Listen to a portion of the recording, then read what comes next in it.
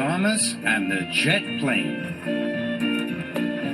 Thomas the tank engine loves having buffers and a boiler that bubbles.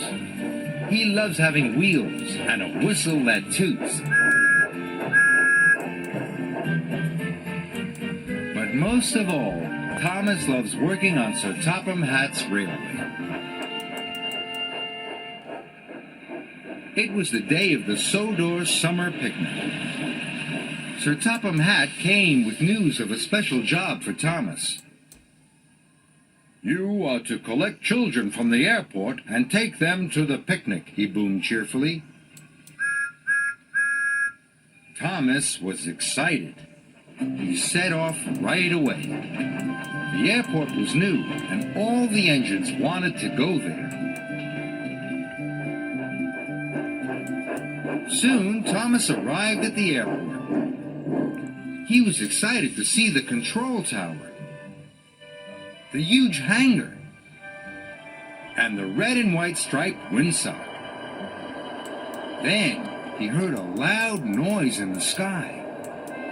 A jet plane was coming in to land.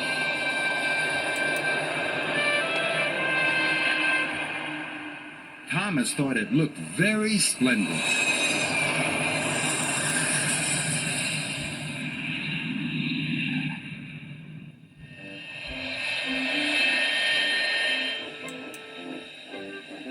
Thomas chuffed over to the hangar.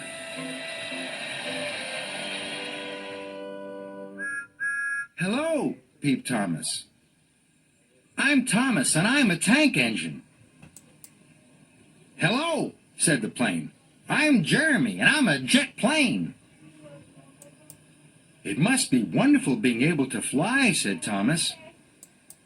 "It is," said Jeremy. "I can go anywhere I want. Flying is the most fun in the world." Thomas thought Jeremy was being boastful. "I like traveling on tracks," Thomas huffed.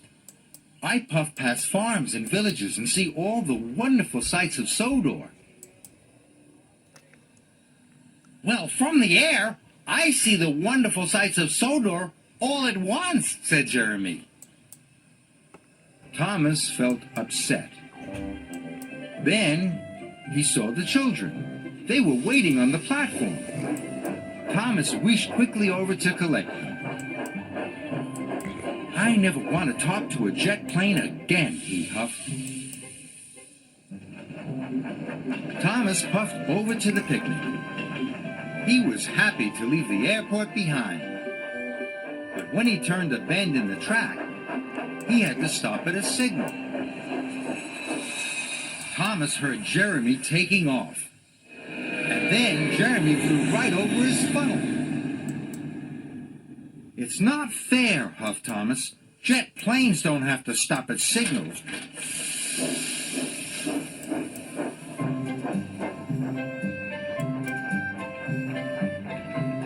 Thomas puffed past the window. But Thomas could still see Jeremy.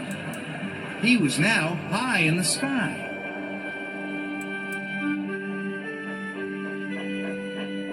Suddenly, Thomas saw a cow on the tracks in front of him.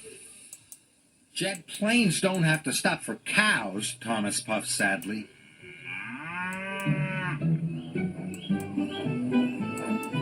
Thomas arrived at the picnic. The blankets were laid out, and everyone was having a wonderful time. But Percy thought Thomas looked sad. "Jet planes can go wherever they like.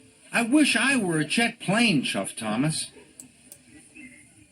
"But engines can pull passenger cars and take children to picnics," peeped Percy.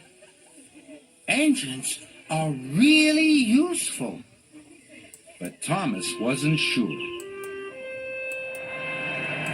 Jeremy was jetting to the mainland, but dark rain clouds were gathering.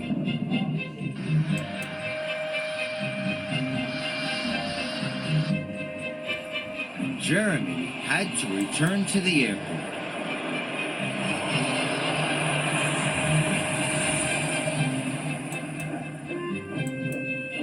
Thomas was passing the airport as Jeremy came into land. Thomas didn't want to talk to him, but Jeremy called out, Thomas, a summer storm is on its way. The children's picnic will be ruined. Cinders and ashes, gasped Thomas. I must tell Sir Topham Hatt.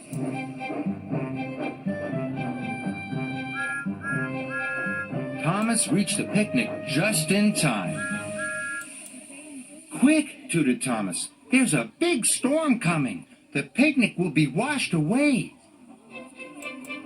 Everyone packed up the picnic as quickly as possible. And then they boarded Annie and Clarabelle. The children were sad the picnic was over. Then another idea flew into Thomas's funnel. He puffed quickly back to the airport. This time Thomas wanted to talk to Jeremy. Please, can the children have their picnic in your hangar? He asked. Of course, said Jeremy. What a splendid idea. Thomas was very happy. Soon all the children were having a wonderful time, and so was Sir Topham Hatt. Well done, Thomas and Jeremy, he boomed. Together you have saved the picnic. You are both really useful. Jeremy was happy to have helped, and Thomas had never felt prouder to be a steam engine.